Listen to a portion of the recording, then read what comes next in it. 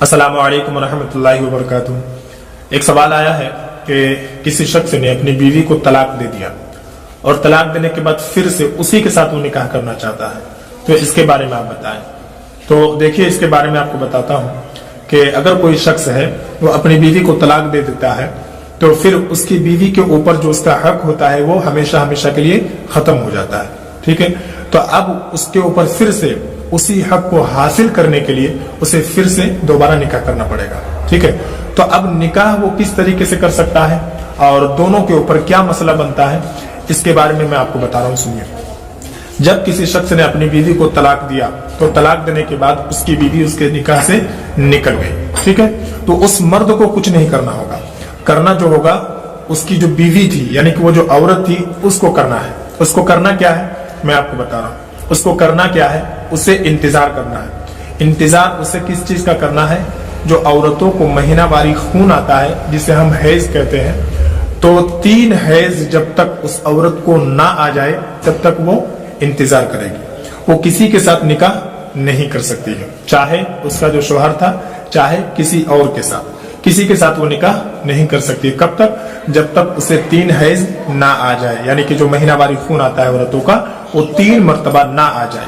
ठीक है, अब रहा मसला यहाँ पर ये, हर महीने खून जो आता है वो हर महीने लगातार नहीं आया, तो फिर इसका क्या मसला बनेगा? तो इसका मसला यही है कि उस औरत को 3 हैज आने में चाहे 3 महीना लगे या 4 महीना या 5 महीना या पूरा साल लग जाए, लेकिन 3 हैज आने तक उसे इंतजार करना पड़ेगा। ठीक है, क्योंकि अक्सर व बेशतर ऐसा होता है कि औरतों के साथ ऐसा मामला हो जाता है कि कभी महीना आता है तो आगे पीछे टाइम हो जाता है इस तरीके से। तो बहरहाल उसका 3 हैज जब आ जाए, चाहे वो जितना टाइम लग जाए, उसके बाद उसका निकाह किसी और के साथ होगा। उसके शोहर से नहीं, यानी कि जो पहले शोहर था उसके साथ नहीं, किसी और के साथ, अनजान आदमी जिसके साथ उसका निकाह जायज है, यानी कि गैर महरम जिसको कहते हैं। ठीक है, उसके साथ निकाह होगा। उसके साथ निकाह होने के बाद उसके साथ वो रात गुजारेगी, यानी कि हम बिस्तर होगी। वो 1 मर्तबा हो चाहे 2 मर्तबा हो, अब उसके इख्तियार में उसका शोहर उसे तलाक देगा। वो चाहे 1 दिन में दे, चाहे 1 हफ्ते में दे, चाहे 1 महीने में दे।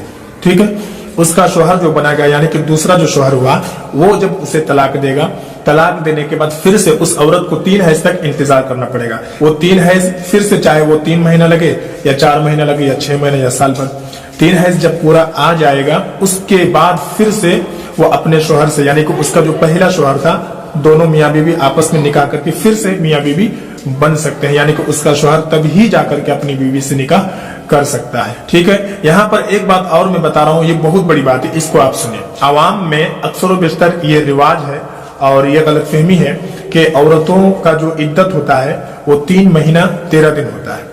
ठीक है, अक्सर लोग कहते हैं कि 3 महीना 13 दिन जो है तुम इंतजार करो, उसके बाद किसी के साथ तुम्हारा निकाह होगा, फिर वो तलाक देगा, फिर 3 महीना 13 दिन आपको इंतजार करना है, उसके बाद फिर जो तुम्हारे शोहर थे उसके साथ निकाह हो जाएगा। नहीं, तो 3 महीना 13 दिन नहीं होता इद्दत का टाइम। ठीक है, वो होता है 3 हैज। वो 3 हैज चाहे 3 महीने में हो, 4 महीने में हो, 6 महीने में हो, चाहे जितने दिनों में हो। ठीक है, लेकिन 3 महीना 13 दिन का जो ये गलतफहमी है, ये जो रिवाज है लोगों में, इसकी शरीयत में कोई हकीकत नहीं है। ठीक है, यहाँ पर एक मसला और सुन लीजिए कि अगर कोई हामिला औरत है, ठीक है, अगर कोई हामिला औरत है, उसे अगर उसका शोहर तलाक देता है तो फिर वो इद्दत जो गुजारेगी वो कितने दिन गुजारेगी, ये भी एक बहुत बड़ा मसला है, इसको भी आप सुन लें। अगर कोई हामिला औरत है, यानी कि पेट में उसका बच्चा है, और उसका शोहर अगर उसे तलाक दे देता है, फिर से अगर उसके साथ वो निकाह करना चाहता है, तो फिर वो औरत 3 हैज तक इद्दत नहीं गुजारेगी, बल्कि उसके पेट में जो बच्चा है, वो बच्चा जब पैदा हो जाएगा, यानी कि जो हामिला औरत है जब बच्चा जन्म लेगी, पैदा हो जाएगा बच्चा, उसके बाद उसको इद्दत अलग से गुजारने की जरूरत नहीं है। बच्चा पैदा हो गया, उसकी इद्दत खत्म हो गई, यानी कि जब तक बच्चा पैदा नहीं हुआ है तभी तक उसकी इद्दत है, और बच्चा पैदा हो गया तो उसके बाद और अलग से उसको 3 हैज तक इद्दत गुजारने की जरूरत नहीं है। फिर वो किसी और के साथ निकाह करे, उसके साथ वो रात गुजारेगी, यानी कि हम बिस्तर होगी। वो 1 मर्तबा हो चाहे 2 मर्तबा हो, अब उसके इख्तियार में उसका शोहर उसे तलाक देगा। वो चाहे 1 दिन में दे, चाहे 1 हफ्ते में दे, चाहे 1 महीने में दे। ठीक है, उसका शोहर जो बना गया, यानी कि दूसरा जो शोहर हुआ, वो जब उसे तलाक देगा, तलाक देने के बाद फिर उसके बाद वो 3 हैज तक इद्दत गुजारेगी, उसके बाद फिर वो अपने शोहर से, यानी कि पहला जो शोहर था उसके साथ निकाह करेगी। ठीक है, एक मसला और समझ लें, अगर किसी का शोहर इंतकाल कर गया یہ تو طلاق کا معاملہ ہے. اگر کسی کا شوہر انتقال ہو گیا اس کے بعد اگر اس عورت کو کسی اور کے ساتھ نکاح کرانا ہے تو اس کا مسئلہ کیا ہے؟ اس کا مسئلہ یہ ہے کہ وہ جو عدت گزارے گی وہ 4 مہینہ 10 دن، اس کا پھر 3 حیض والا معاملہ نہیں رہے گا. ٹھیک ہے، وہ 4 مہینہ 10 دن تک عدت گزارے گی، اس کے بعد کسی اور کے ساتھ نکاح اس کا ہوگا. ٹھیک ہے، اور باقی جو آپ نے سوال میں لکھا ہے اس کا مسئلہ یہی ہے کہ وہ 3 حیض تک عدت گزارے گی، پھر کسی کے ساتھ اس کا نکاح ہوگا، پھر وہ طلاق دے گا، وہ چاہے جتنے دنوں میں دے، اس کے بعد پھر سے وہ 3 حیض تک عدت گزارے گی. 3 حیض آنے میں چاہے 3 مہینہ 4 مہینہ 6 مہینہ جتنا لگ جائے، اس کے بعد پھر سے اس کا جو پہلا شوہر تھا اس کے ساتھ نکاح ہوگا.